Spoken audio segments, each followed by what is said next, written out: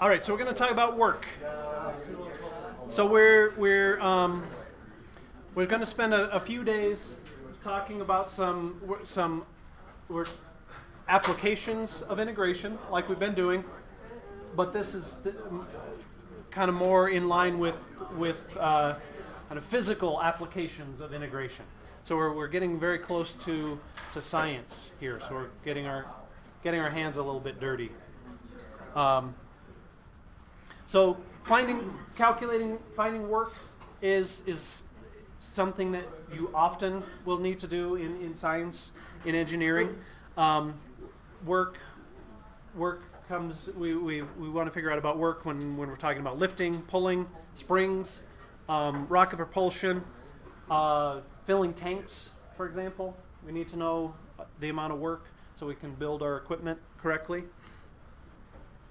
So if we have a constant force,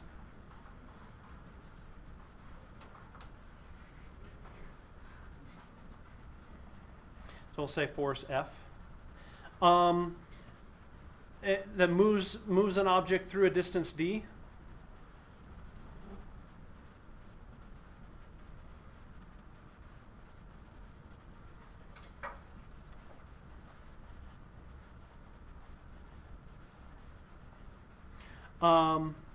The work done by the force, W, is just the force times the distance. So if your car runs out of gas and you're pushing it with 100 pounds of force and you push it 500 feet, you multiply the force times the distance and you get your work. And a force is some kind of push or pull.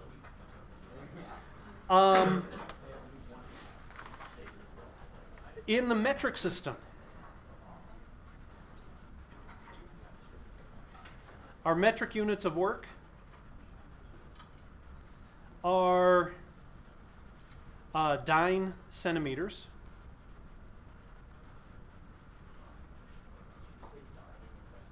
Dyne, D-Y-N-E, which we call an erg. And the more common, so this would be for small forces and small distances. The more common one is Newton meters, which is a joule. Oh, thank you, Kevin. I did not know that So a Newton meter is a joule. And one joule is 10 to the 7th ergs. So an erg is a small unit of work. In the imperial system,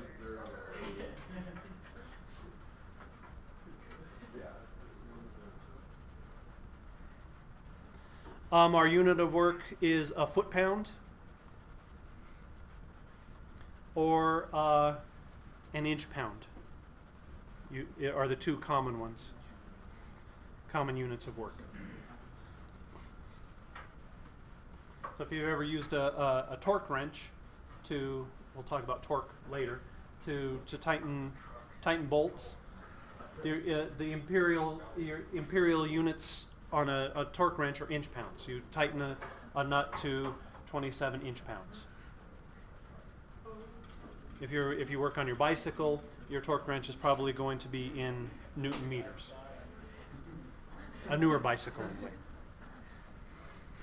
All right, so constant force. Well, we're interested in a variable force. So our force varies over the distance that we're doing our work.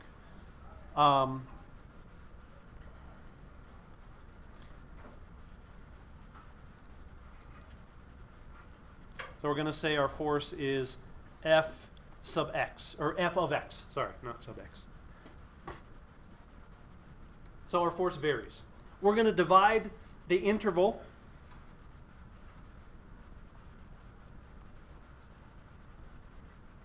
over which the force acts, so I'm going to say the interval from A to B, into subintervals. I'm going to say in subintervals. So we're making an argument similar to the one we made yesterday. And we're going to say in the ith subinterval,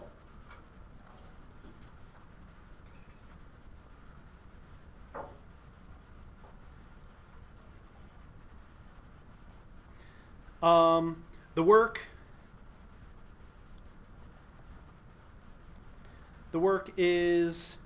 work done is, I'm going to say this little bit of work in that subinterval, delta W sub I, is the force at some point in that subinterval, F of C sub I delta X sub I. And F of C sub I is the work done at X equals C sub I. And then the total work is the sum of these. Total work done over the interval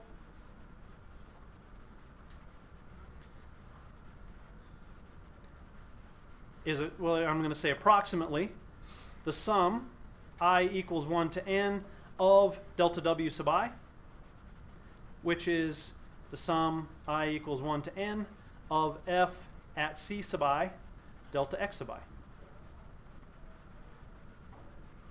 And then as we let n approach infinity,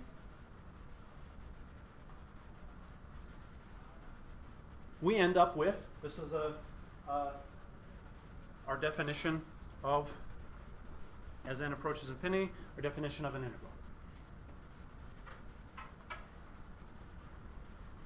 We have the work done on that interval is the integral from A to B of f of x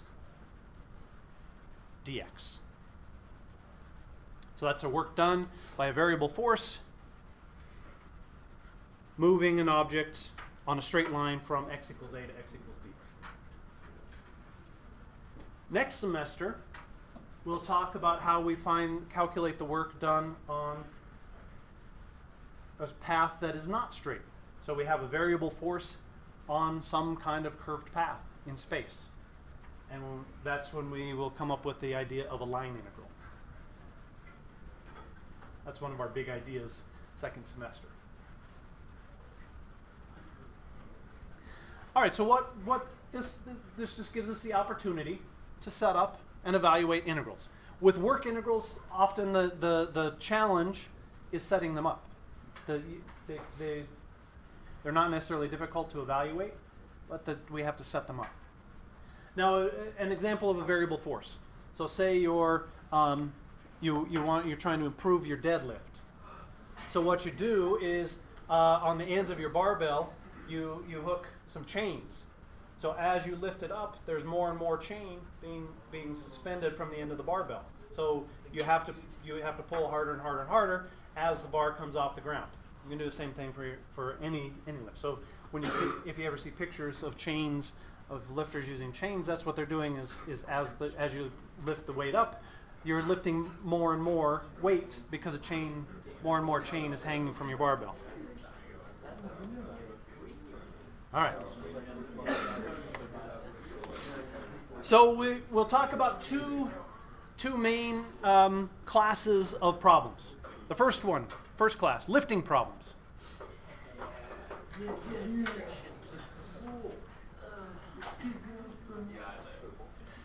Yeah. You have no lifting problems? Your lifting is just right. All right. So I just want to do an example of a lifting problem, and we'll do the other family of problems are pumping problems. And I have I work out a couple of additional examples on, I believe it's called Calc, I can't remember what year I put it up. So Calc II 7.5, it might be 7.5 supplement or 7.5 additional problems. I have a video up And I'll also post the printed notes from those additional problems on my website, just for a couple of extra examples. So I just want to work through some examples of setting these problems up. So we have a climber. And the climber wants to haul 50 meters of rope, which is coiled on the ground.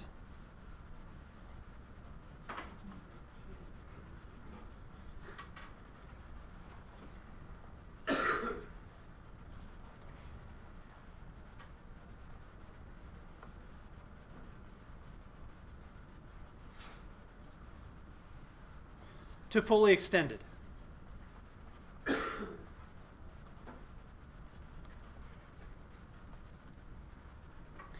The rope weighs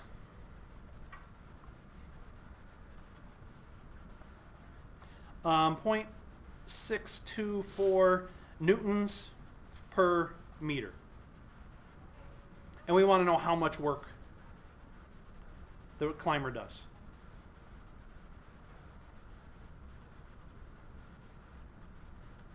So the rope's coiled on the ground. When the climber first picks up the rope, he just has to lift that tiny little bit. But as he extends it, he's lifting up more and more and more of the rope at a time. So he has to exert a variable force to lift that rope. Now, if he just grabbed all 50 meters at once and put it in his backpack and climbed up, then he would be exerting a constant force. That's not the situation. So what I suggest that you always do is draw a picture. So I'm going to put this is going to be my y-axis, and the rope is down here coiled on the ground. So there's the coil of rope. And the idea is that he wants to haul the rope up. So this is the rope when it's fully extended. And when it's fully extended, this is going to be 50 meters. So I'm going to say that this portion of rope, we're going to divide the rope into little sections. That little section is of height or thickness dy. So that's our tiny little piece of rope is dy units thick. And I'm going to say this height, the height of that piece of rope is y. Well, the amount of force that it takes to lift this little section dy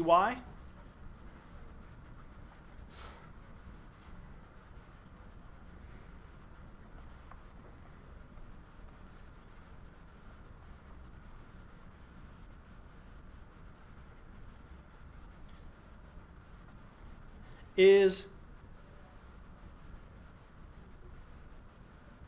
the weight of the rope per length. It's the weight of that little piece of rope. So I'm going to say its weight. Weight is a measure of force. So the little increment of force that it takes to lift that piece, I'm going to say dF is 0.624 newtons per meter times dy meters. So when those meters are going to cancel, and I get a certain number of newtons to lift that little bit. So our work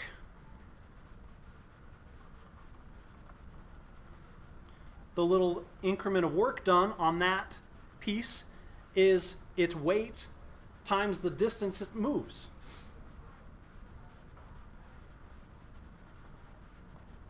I'm going to say force times distance.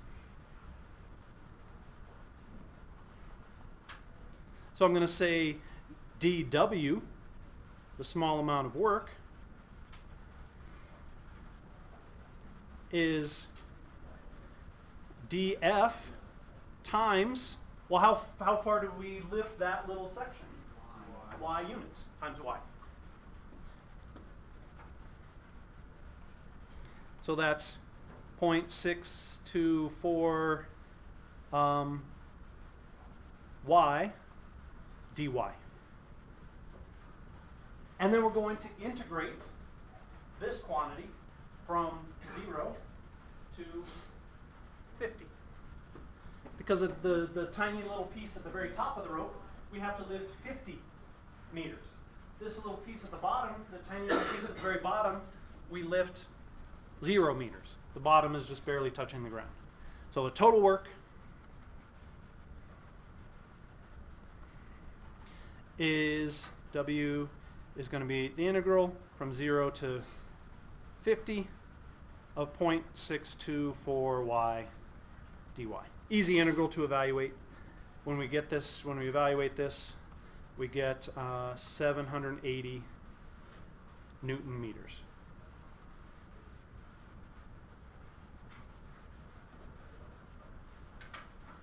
So here our units of meters cancel. So we have the force is the small amount of force is in newtons, and then we multiply by our distance in meters, we get Newton meters. So 780 Newton meters or 780 joules for that work.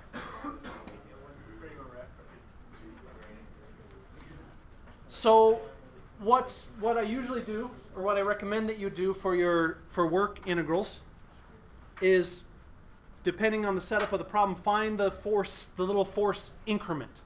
Find your little df. Find the force that is exerted on one small piece.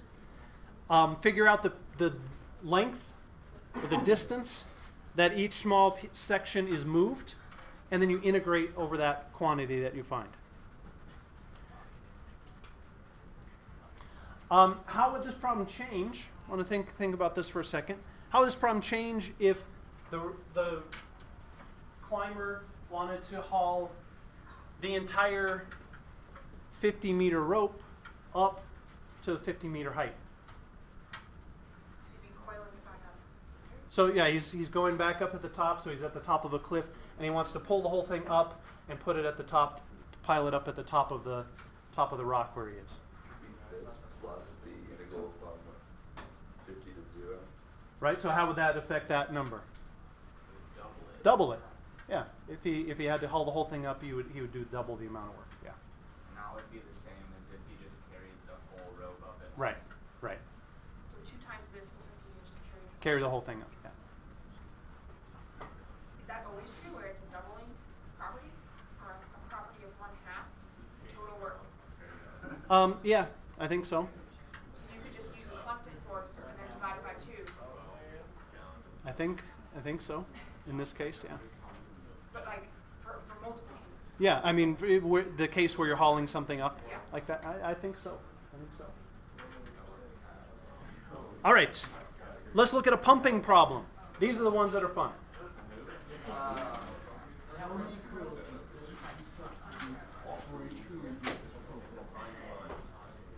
So we go from lifting problems to pumping problems, right? Because depending on what you do when you're lifting, you're trying to get a pump.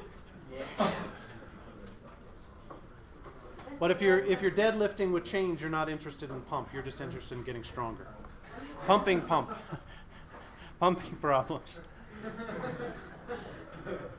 Yes.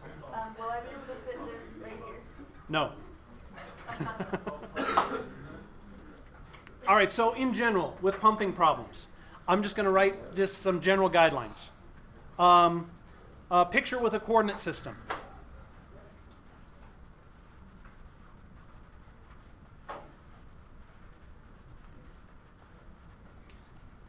Put the coordinate system in a location that's convenient for the problem.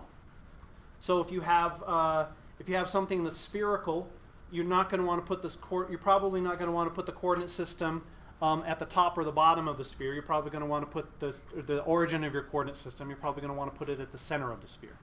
If you have something that's a conical shape, you probably are going to want to put the origin of the coordinate system at the vertex of the cone, or at least through the center of the cone. You don't want to set it off to the side somewhere. So put your coordinate system where it's convenient for the problem. Find the weight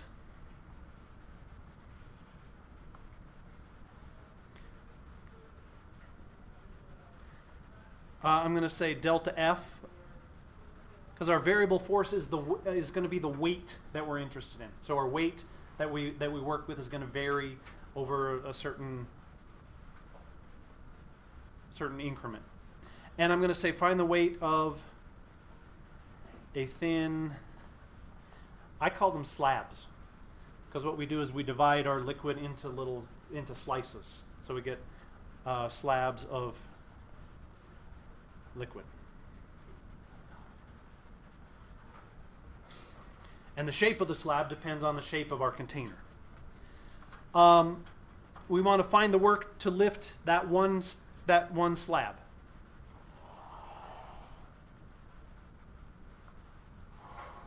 I'm going to say to move one slab. Just like we found the amount of work that it took to lift that tiny piece of rope dy. And then we integrate over the extent that we're moving.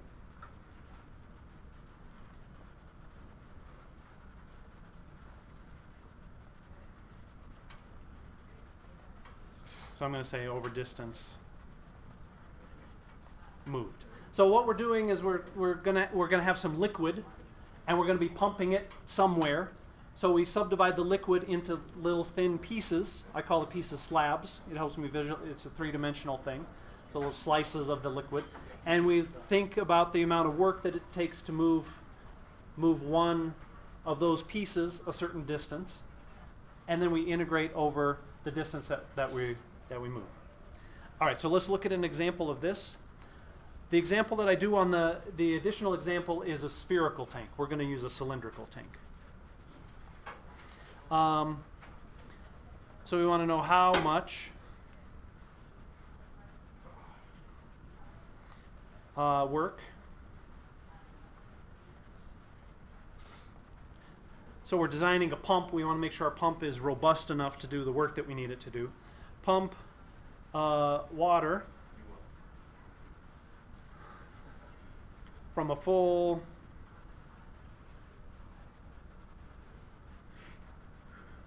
upright cylindrical circular cylinder tank.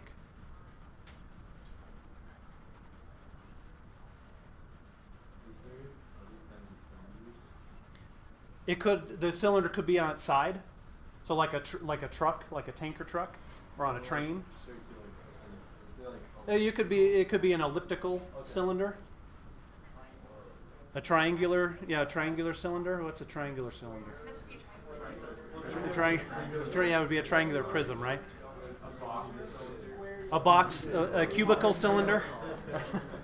Cubical cylinder, maybe. A rectangular cylinder. So we're going to say the radius is 5 meters. The height is 10 meters. And we're going to pump to level 4 meters above the tank.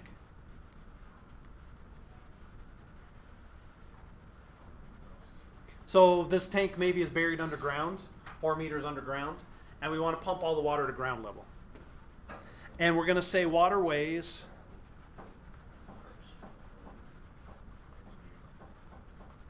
9,800 newtons per cubic meter. All right, so let me draw a picture. Here's my tank.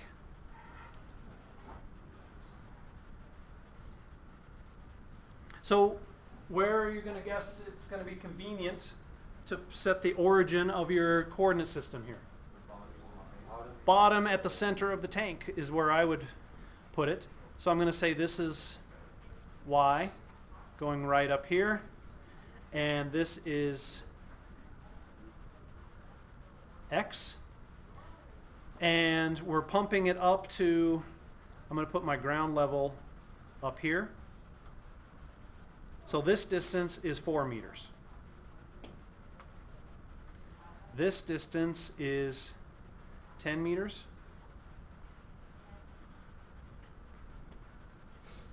And I'm going to divide this slab, or this liquid, into little discs. So since this is a circular cylinder, I'm going to divide it into little discs. And the thickness of my little disc is going to be dy. The radius of that disc is 5. So this is nice because the radius doesn't vary. If we had a conical tank, the radius is going to vary. The radius of your disc is going to vary as you move up or down the tank. So that for a conical disc, that's the part of the challenge, is figuring out a relationship to, for the radius in terms of y, because we're going to integrate in terms of y. All right, I'm going to call the height of this little disc y. So that little disc, how far are we moving that in total to get it to where we want it to go? If it's at height y, 10 minus y plus so 14 minus y. So we move that little disc, we move this little disc 14 minus y units. All right, so we need the weight of the disc.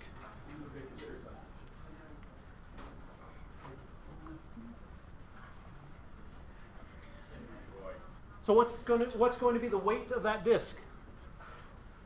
If the volume or the water weighs 9,800 newtons per cubic meter, what quantity do we need to figure out about that disc? The volume, right? So how do we figure out the volume of that thing? Pi r squared. The weight of the disc is going to be pi r squared times delta y. And in this case, I'm going to say delta F. The weight is the force that we're interested in. Since our radius is constant, we get 25 pi delta y. Oh, no, that's the volume. The weight is, so I'm going to say delta V instead of delta F for volume. So our force, our weight, we have to multiply that volume by the density.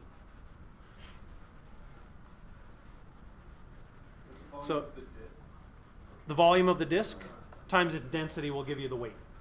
9,800 times 25 pi delta y. Now if your radius were to change, if this were cylindrical, you would need to come up with an expression for the radius in terms of y here, because this quantity would vary as we moved up or down the tank. This problem is nice that way. Each disc is pumped a distance of 14 minus y. So the work, delta W, is 9,800 times 25 is 245,000.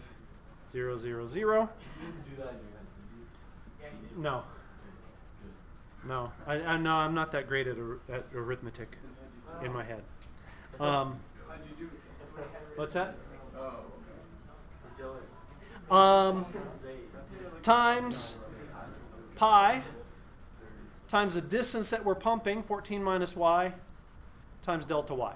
So the 2,500 pi delta y is our force, 14 minus y is our distance. All right, here's where we have to be careful.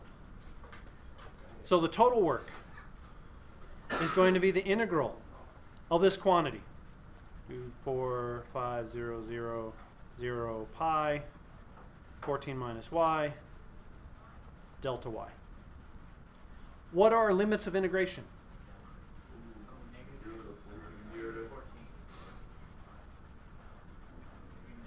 Well, at least you have to lose some of those 4 meters Right. on top. So 4 to 10. 4. It's 4 to 14. 4 to 14. Well,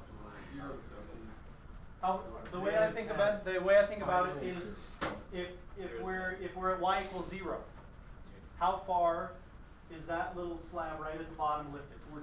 14. If I plug in y equals 0, that gives me 14 meters that's lifted. This bit at the top, how much is that lifted? 4. So if I plug in y equals 10, 14 minus 10 is 4. So my limits of integration are 0 to 10. You lost me there. Because, so this is my distance. Oh, because we're relying on that as a distance. This is our distance, 14 minus y. Okay. 14 minus y is our distance. So that has to be. That has to correspond to the distance that each slab is lifted, each disc. Our house, actually. My house too? Yes. And if we were anywhere from like 10 to 14, we would have to water there. Right. So that was. All right, folks, listen up really quickly. Say what you said again, Michael. So if we were anywhere from 10 to 14, we wouldn't have any water There's to pump. no water to pump. So between 10 and 14, there's no water. We're just a distance that we're moving the liquid. So we integrate this, and this comes out to be approximately, when I plug it in,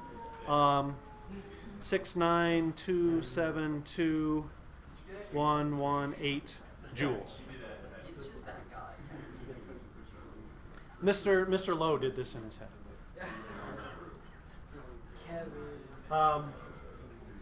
Could we have set this problem up differently? Probably. Because how much of the water gets lifted, gets pumped these last 4 meters? The entire volume, right? Yeah. So for that last 4 meters, the entire volume is being lifted 4 meters. We could integrate from 0 to 10 and go from, have my distance be y, right?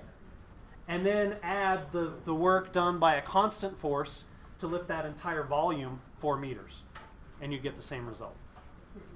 Yeah. So I'm sorry, this is a very stupid question because it's like, how are you lifting water straight up, like, With a pump.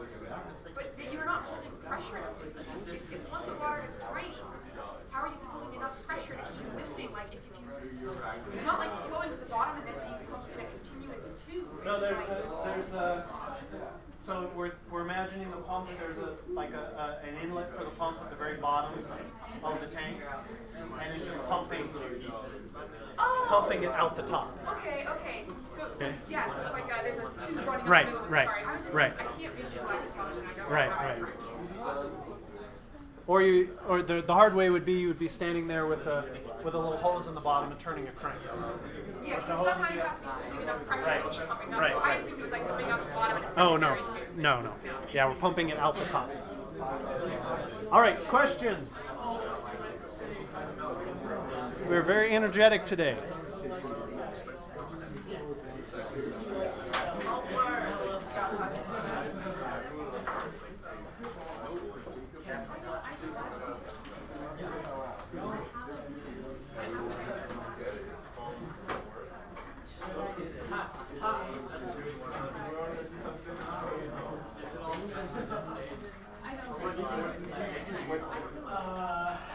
I would, listen up really quickly, I would recommend at least taking a look at the notes for the additional problem where I work with a spherical tank, because that gives you an example of where the radius of the disc varies depending on the depth the liquid is in the tank. Because that really is the challenge with pumping problems, is figuring out a relationship of the radius in terms of y. We need to get the radius, the variable radius in terms of y. That's the challenge. So which relationship between, so like with cone, because it's always a constant ratio of Right. You have the ratio. What is the ratio for sphere? Is there It's circular. So y is going to be like the square root of the radius minus x squared. Does that make sense? I can see that. Yeah. Makes sense. But yeah, for a cone, you're going to have that ratio that you can rely on. So that's